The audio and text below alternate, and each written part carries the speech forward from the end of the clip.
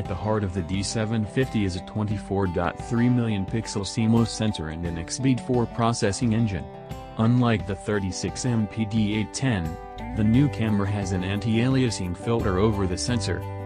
This sensor and processor combination enables a native sensitivity range of ISO 112,800 with extension settings taking this to ISO 5051,200. It's also possible to shoot at up to 6.5 frames per second, FPS, and record full HD video at up to 60p. While 6.5 FPS is a fair rate, some sports photographers may have been hoping for something a bit higher, perhaps 8 FPS or more, but then that could have meant a much more expensive camera.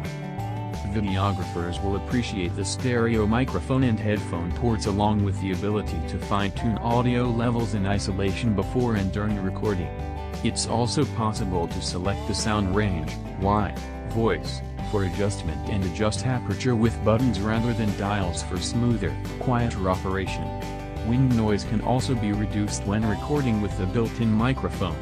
The D750 is also unique amongst full-frame DSLRs currently in having a tilting screen, though not full articulating, another advantage when shooting video, in particular. When shooting in live view or video mode, there's a handy zebra pattern display to indicate on the screen which areas are in danger of burning out.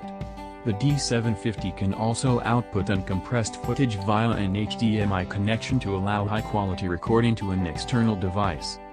Although there are 2 card slots, they both accept SD/SDHC/SDXC. One can be used as an overflow store or it can operate as a backup. Alternatively, the camera can send different file types to one card or the other. While the D750 is compatible with the Nikon's UT1 and Wade 5 for professional-level wireless image transfer, there's also Wi-Fi and connectivity built in for the speedy sharing of images and wireless remote control via a smartphone, using Nikon's wireless mobile utility app. Taking the lead from cameras like the D50-300 lower down in the range, the D750 has 7 special effects modes including night vision, color sketch, miniature effect, selective color, silhouette, high key, and low key, which can be applied to stills and movies. Although it's a full-frame model with many professional features, Nikon is clearly pitching the D750 at enthusiasts too, using the same broad control layout as the D610 and D7200.